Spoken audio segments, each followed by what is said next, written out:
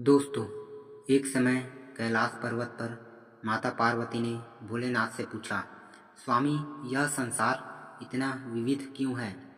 कोई सुखी है, कोई दुखी है, कोई धनी है, कोई निर्धन। यह सब अंतर किसके कारण है? महादेव मुस्कुराए और बोले, देवी, यह सब माया का खेल है। माया ही वह पर्दा है जो आत्मा और परमात्मा के बीच खींचा है। जब तक जीव इस माया के प्रभाव में रहता है, तब तक उसे भेद दिखाई देता है। सुख दुख, लाभ हानि, जीवन मृत्यु। पार्वती ने जिज्ञासा से पूछा, तो क्या माया बुरी है? शिव जी बोले, नहीं, माया न तो अच्छी है न बुरी है। वह केवल माध्यम है।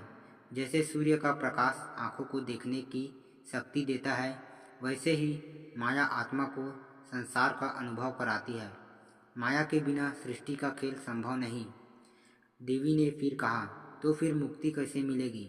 यदि माया ही सब भ्रम उत्पन्न करती है, तो जीव सच्चाई तक कैसे पहुँचेगा? महादेव गंभीर होकर बोले, देवी, जब जीव माया को पहचान लेता है, तब वह उससे परे उठ जाता है। जैसे कोई जान ले कि स्वप्न केवल सपना है, तो जागते ही वह उस स्वप्न से बंधा नहीं रहता। साधना, भक्ति और ज्ञान से जीव समझ पाता है कि वह शरीर या मन नहीं, बल्कि शुद्ध आत्मा है। यही बोध उसे मोक्ष की ओर ले जाता है। पार्वती प्रसन्न होकर बोली, स्वामी, अब मुझे समझ आया कि संसार में उलझने केवल देखने भर की है। जब सृष्टि बदल जाए तो सब कुछ शिवमय प्रतीत होता है।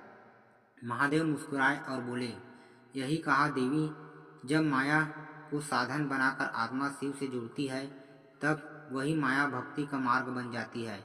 माया से भागना नहीं, बल्कि उसे पहचानना और उसके पार जाना ही जीवन का सत्य है। उस क्षण कैलाश पर्वत पर गहन शांति छा गई।